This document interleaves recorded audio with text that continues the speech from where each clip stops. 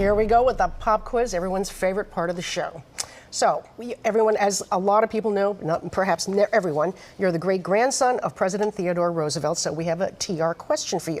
Roosevelt had a name for the domestic policies he championed, including greater control of corporations and consumer protections. Was it called A, the fair deal, the real deal, or the square deal? The square deal. Yes, it was.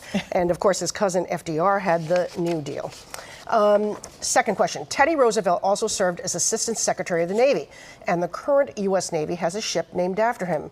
Your question is, what kind of ship is the USS Theodore Roosevelt?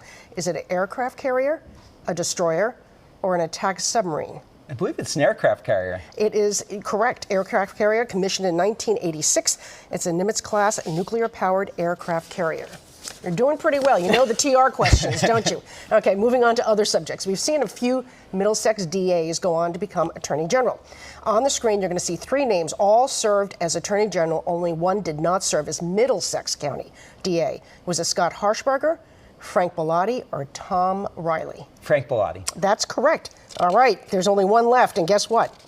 He was, by the way, Frank Bellotti was served as Lieutenant Governor before becoming AG. The last one, so you could ace this entire thing. You went to Harvard and you went to Harvard Law. But we're going to make this last question a bit easier. Just true or false. Harvard Law is the oldest continuously operated law school in the United States. Is that true or is it false? I believe that's true. It is. William & Mary opened in 1779 before Harvard, but it closed due to the Civil War and it reopened in 1920. You aced it. He did. You're going to have to come back so that we can trick you the next time. Maybe no more Teddy Roosevelt questions. Yes, Maybe that's it. So we just need some quick answers on this, a little bit of a lightning round. Should marathon bomber Jahar Tsarnaev get the death penalty? No.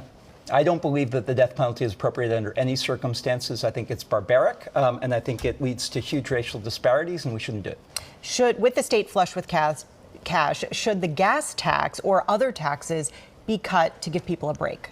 No, I believe that we need the gas tax, and I think that we should ask the folks at the very top to pay a little bit more so that we can invest in things like transportation and education, really building an economy that works for everyone. Even with the state awash in cash? I think that we shouldn't take a short-term set of cash and think of that as a solution to long-term structural problems. One of the biggest challenges we face in this economy right now is wealth and income inequality and racial inequalities. We got to deal with those structural changes. You said the people at the top, but people that pay the gas tax are probably hit those at the lower end of the economy the hardest. Absolutely, but we do need to make sure that we are weaning ourselves off of fossil fuels. We need to urgently move towards renewable sources of energy. All right. Is it time to revive the mask mandates?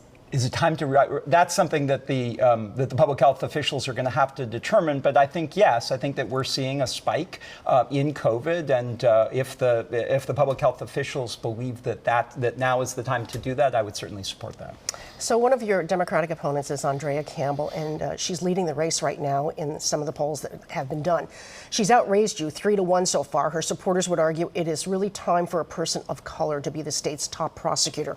Why are they wrong? I think that representation matters, but I think that there are three things that I bring to this race. One is I have the directly relevant experience of being a former assistant attorney general. Second, I'm the most progressive candidate in this race. There are big differences between me and Andrea Campbell on single-payer health care, on safe injection sites, on expanding charter schools, on fair free transit, police accountability, rent control. I believe my values are the most progressive and bold in the race. And then finally, I think that you need an AG who is independent of special interests. It needs a people's lawyer who can really take on Walmart and Bain Capital and the charter school interests. I think I can do that. So color in this particular race doesn't matter? Is that what you're saying? I think representation matters, absolutely, but I think that you need to look at the whole candidate, and you need to compare our records and our vision and our values and our independence, and I believe in those scores that I should come out on top. Our thanks to Quentin Palfrey. Thank you very much for joining us on this Memorial Day weekend. The Sunday Roundtable is next. Ed Markey, once again pushing for new gun control legislation. Will it take an end to the filibuster to make it happen? We'll talk about that and more.